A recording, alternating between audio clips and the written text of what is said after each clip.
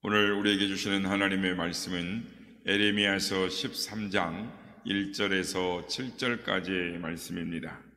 에레미야서 13장 1절에서 7절까지의 말씀을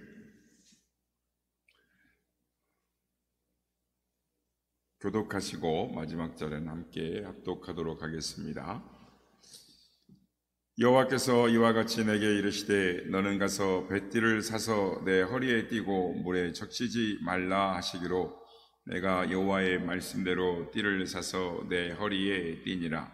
여호와의 말씀이 다시 내게 임하여 이르시되 너는 사서 내 허리에 띈 띠를 가지고 일어나 유브라데로 가서 거기서 그것을 바이틈에 감추라 하시기로 내가 여호와께서 내게 명령하신 대로 가서 그것을 유브라데 물가에 감추니라. 여러 날 후에 여호와께서 내게 이르시되 일어나 유브라데로 가서 내가 내게 명령하여 거기 감추게 한 띠를 가져오라 하시기로 다 함께요.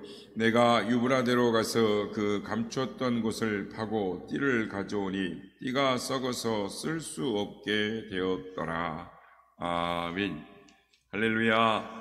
오늘도 우리 예배 가운데 함께 하신 주님을 찬양합니다. 그리고 예배를 통해서 주님의 마음을 깨닫는 우리 모두가 되시길 주의 이름으로 축복합니다. 사랑은 불가능을 가능하게 하고 좌절에서 일어설 수 있는 용기를 줄 뿐만 아니라 사랑은 평범한 삶에 기적을 만든다라는 말이 있습니다. 오늘 우리가 읽은 본문에서 우리는 사랑이 얼마나 위대한 힘을 발휘하게 되는가라는 것을 알 수가 있습니다. 에레미야 선지자는 남유다가 멸망하기 전 40년 동안 선지자로 부르심을 받아 예루살렘이 멸망할 때까지 활동을 했습니다. 그 기간 동안 유다는 이 바벨론으로부터 세 차례의 침략을 받습니다. 그리고 세 차례의 침략, 그러니까 유다는 이 침략으로 인해서 엄청난 고통을 겪어야만 했습니다.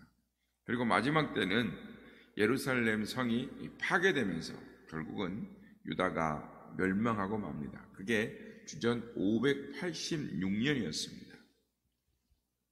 오늘 본문은 바벨론의 두 번째 침략을 가까웠을 때 주전 597년경으로 보고 있습니다. 그러니까 멸망 11년 정도, 그 정도로 보고 있습니다. 당시 바벨론은 호시탐탐 유다를 침략하기 위해서 기회를 엿보고 있었습니다. 왜냐하면 유다가 바벨론을 배반했기 때문입니다. 여호야김이라는 왕 때에도 3년이나 섬기다가 바벨론을 배반을 했습니다. 그래서 바벨론 1차 침공이 시작된 것이죠.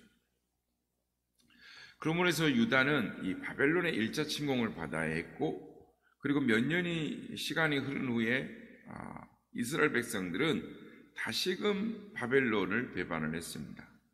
그래서 이를 괘씸하게 여긴 이 바벨론이 언젠가는 유다를 징벌을 해야 되겠다, 침략해야 되겠다라고 호심탐탐 엿보고 계획을 하고 있었는데, 바로 그때 오늘 본문이 그 시간에 지금 배경을 말하고 있는 것입니다. 오늘 하나님께서 예레미야에게 임하여 말씀을 하십니다. 너는 가서 뱃띠를 사서 너 허리에 띠를 띠고 물을 적시지 말아라, 이렇게 말씀하셨습니다. 그래서 예레미야는 하나님의 말씀대로 가서 뱃띠를 사서 허리에 띠었습니다. 그러고 나서 하나님께서 예레미야에게 또 말씀이 임하셨습니다. 내가 허리에 띠를 띠고 다니는 그 띠를, 이 뱃띠를 가지고 가서 유브라다의 강가에 바이틈에 감추라 라고 말씀하셨습니다. 예레미야는 하나님의 말씀, 즉 명령을 받은 대로 그대로 가서 행하였습니다. 그런데 얼마 후에 하나님께서 다시 예레미야에게 유브라데 강가에 감춘 그 뱃띠를 찾아오라 라고 말씀을 하셨습니다. 이번에도 예레미야는 하나님의 말씀에 순종하여 유브라다의 강가 바이틈에 숨겨둔 이 흙을 파고 뱃띠를 찾아왔습니다. 근데 이 감추었던 뱃띠를 찾아보니 뱃띠가 썩어서 쓸모가 없게 되었습니다. 이미 썩어서 쓸모가 없었지만 그것을 가져오라는 하나님의 명령이 있었기 때문에 에레미야는 썩어서 아무 쓸 짝이 없는 이 뱃띠를 가져왔습니다. 하나님께서는 이런 뱃띠의 모습을 통해서 유다에게 유다에 임할 하나님의 진노를 예견해 주셨습니다. 그런 행동에서 에레미야가 한 그 행동에 대해서 오늘 본문을 이어서 9절에 보면 하나님께서 설명을 해 주십니다. 9절에 보면 유브라데 강가의 바위틈에 숨겨놨던 이 뱃띠가 썩었던 것처럼 하나님께서 유다의 교만과 예루살렘의 교만을 꺾어 썩어버리게 하시겠다. 실제로 그랬습니다. 여호와의 김을 이어 왕이 된 여호와의 긴 때에는 바벨론이 유다를 침공을 했고 여호야긴은 18살 때 왕이 되었는데 왕위에 오르자마자 바벨론의 느부갓네살 왕이 쳐들어왔던 것입니다. 그래서 왕위에 올라간 지 3개월 만에 바벨론의 포로가 돼서 끌려가는 것입니다. 왕만 끌려간 것이 아니라 왕의 어머니도 끌려가고 왕의 아내, 신하 모든 사람이 끌려갑니다. 이스라엘의 이 지도자급들은 거의 다 끌려갔고 용맹한 사람들로 가는 군사 이 지휘관들, 용맹한 사람들이 다 포로로 끌려갔고 대장장이를 비롯해서 기술이 있는 사람들은 다 포로로 끌고 갔습니다. 성경은 이 상황을 아주 간단하게 열왕기에 보면 설명을 하는데 비천한 자 외에는 그 땅에 남은 자가 없었더라라고 말합니다. 두 번째 끌려갈 때 에스겔도 끌려가는 것입니다.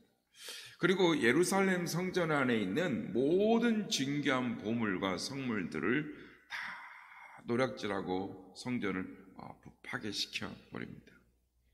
나라가 멸망당할 것 같았습니다.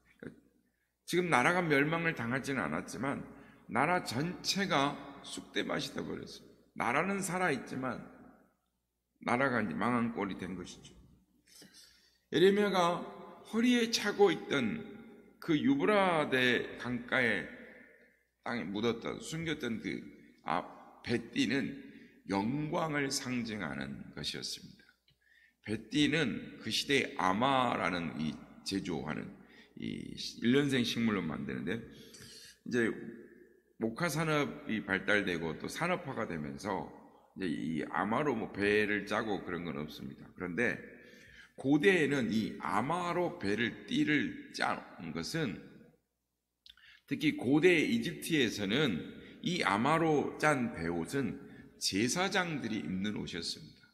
그리고 구약에도 이 출애굽기에 보면 이 배 띠를 하니까 제사장들이 허리띠를 띠는 이 허리에 띠를 띠었다는 것은 영광을 상징하는 것이었습니다.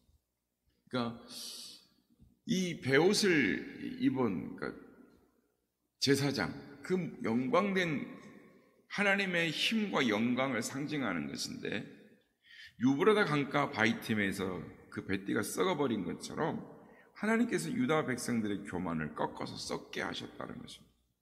교만이다라는 말은 다른 말로 말하면 탁월하다라는 뜻입니다. 탁월했기 때문에 즉 이스라엘 백성들이 아무리 탁월함을 가진 백성이라 할지라도 하나님께서 그것으로 말미암아 교만에 빠진 이스라엘 백성들을 꺾어 썩어버리게 하시겠다. 그런데 오늘 본문을 우리가 대하면서 궁금증을 하나 갖게 되는 것이 있습니다.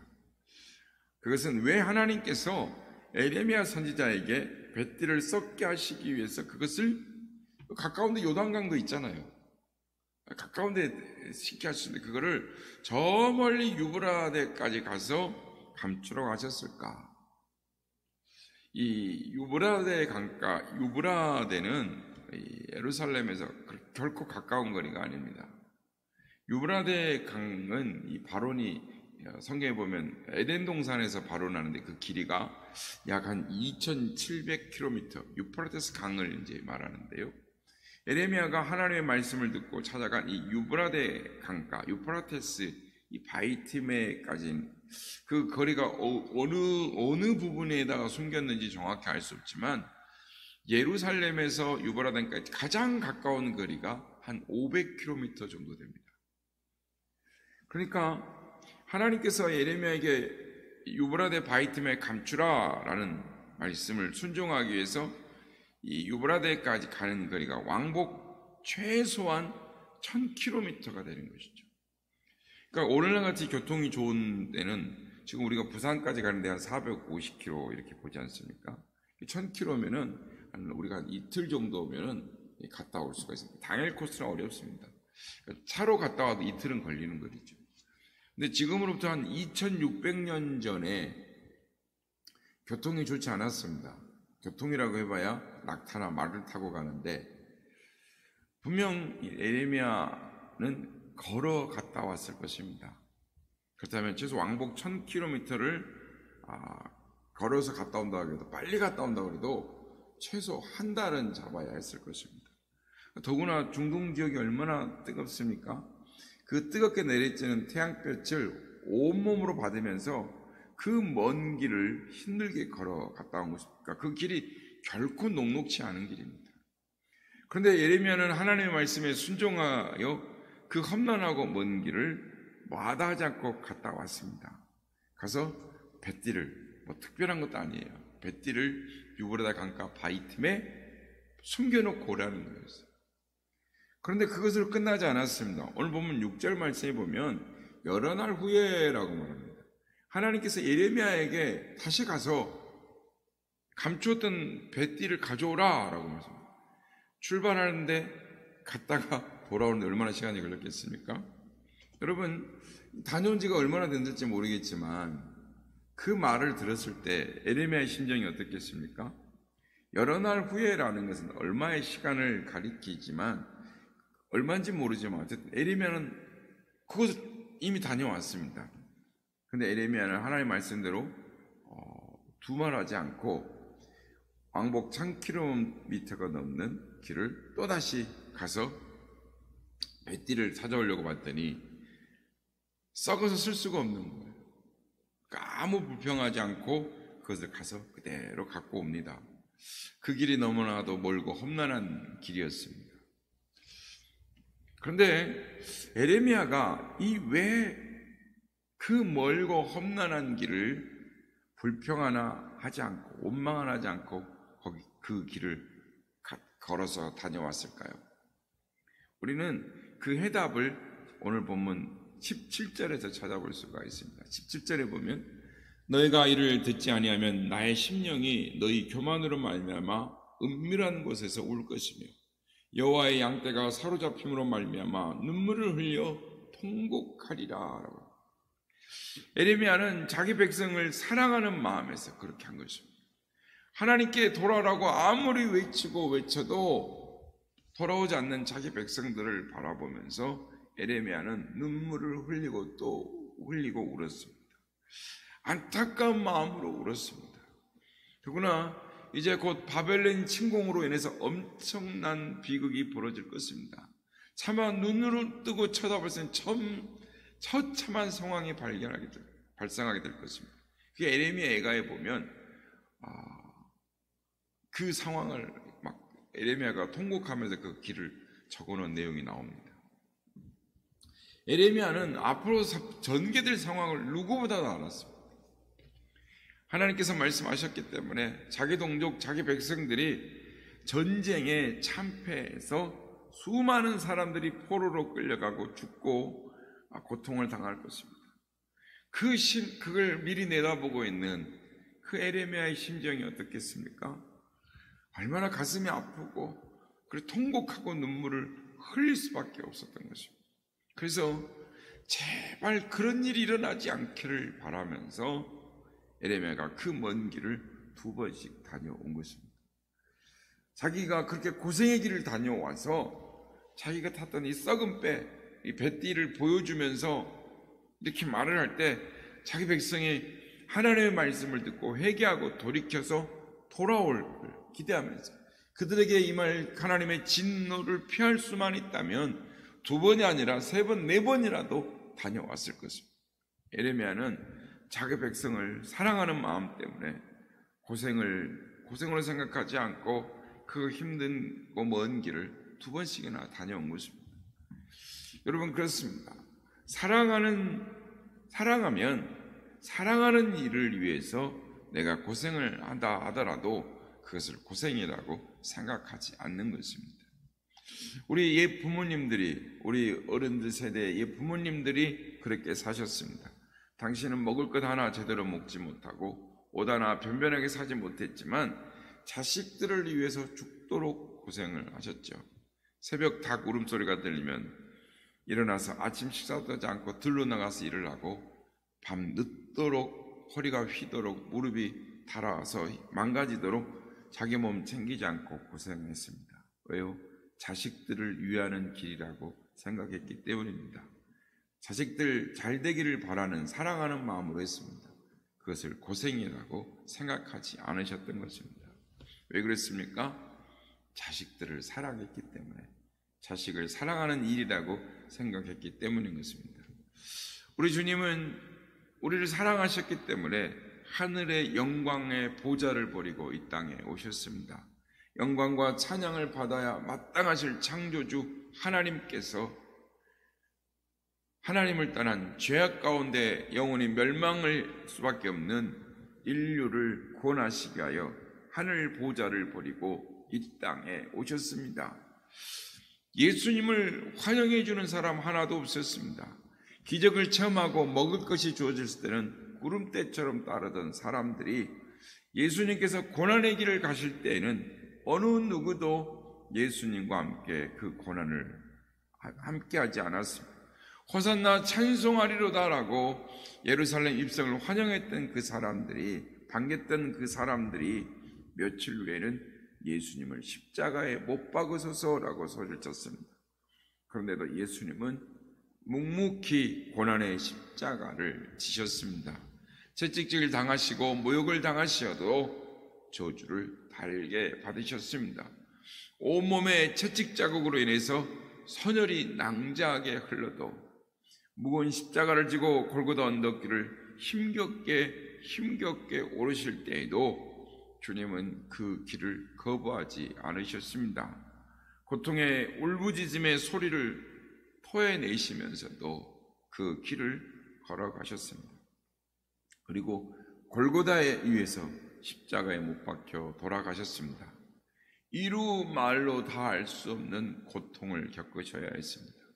여러분, 왜 주님께서 그 고통을 당하셔야 했습니까? 이사야 선지자는 이렇게 말씀합니다. 그는 실로 우리의 질고를 지고 우리의 슬픔을 당하였거늘 우리는 생각하기를 그는 징벌을 받아 하나님께 맞으며 고난을 당한다 하였노라. 그가 찔림은 우리의 허물 때문이요 그가 상함은 우리의 죄악 때문이라. 그가 징계를 받음으로 우리는 평화를 누리고 그가 채찍에 맞음으로 우리는 나음을 받았도다.